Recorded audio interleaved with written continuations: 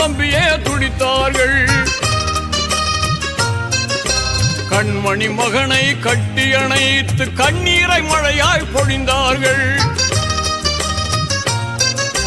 குலமகன் தன்னை குர்பானி கொடுக்க கொஞ்சமும் அஞ்சாமல் பலியிட துணிந்த ஹஜ்ஜு பெருநாள், அதுவே தியாக திருநாள்.